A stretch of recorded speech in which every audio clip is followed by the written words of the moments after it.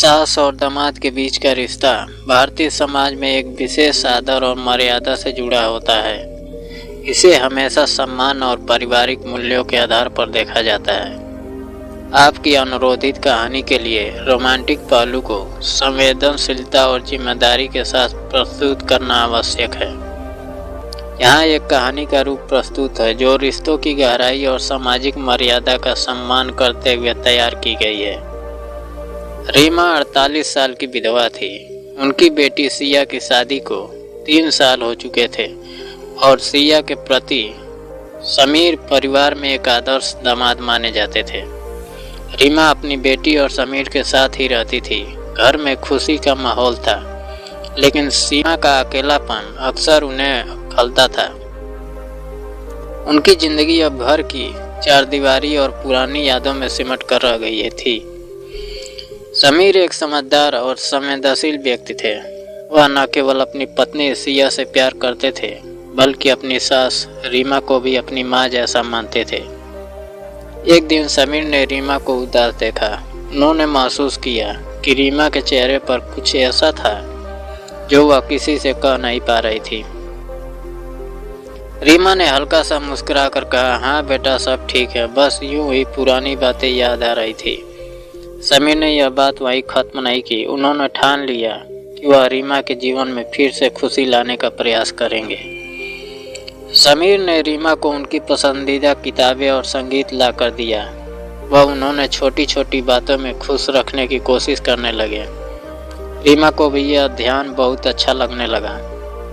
एक दिन समीर ने रीमा से कहा, माँ, आपने अपनी ज़िंदगी में बहुत कुछ सहा है, लेकिन अब तक वक्त है कि अब आप पहले लिए कुछ करें। चलिए हम कहीं बाहर घूमने चलते हैं। रीमा पहले तो झिझकी, लेकिन सिया के कहने पर तैयार हो गई। वे पहाड़ों की यात्रा पर निकले। वहाँ की ताजगी और खुला वातावरण रीमा के दिल को सुकून देने लगा। समीर के साथ बातचीत करते हुए उन्होंने महसूस किया कि वह न केवल एक अच्छे दामाद हैं, बल्कि एक दोस्त भी बन सकते हैं।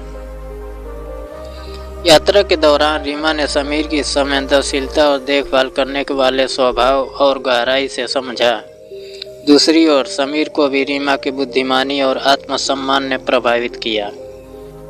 दोनों के बीच एक अनकही भावनात्मक जुड़ाव बनने लगा। रीमा के मन में एक द्वंद्व चलने लगा। वह जानती थी कि यह भावना गलत है, लेकिन उनका दिल उनकी बात नहीं मान रहा था। समीर भी इसे महसूस करने लगा, लेकिन वह अपने परिवार और रिश्तों की मर्यादा को समझते थे। एक दिन रीमा ने समीर से कहा, समीर, मैं तुमसे एक बात कहना चाहती हूँ।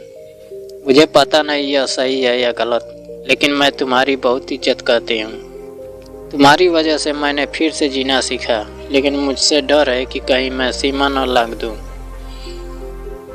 समीर ने गंभीरता से जवाब दिया, माँ, मैं आपकी भावनाओं को समझता हूँ, लेकिन हमारा रिश्ता एक ऐसी नींव पर खड़ा है जिसे हम दोनों को संभालना होगा।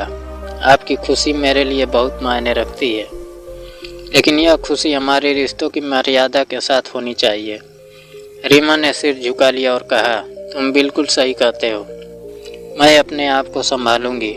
समीर ने रीमा को भरोसा दिलाया कि वह हमेशा उनके साथ रहेंगे, लेकिन उनके रिश्ते की सीमाओं का सम्मान करते हुए। उस दिन के बाद रीमा ने अपनी भावनाओं को एक नई दिशा देने का फैसला किया।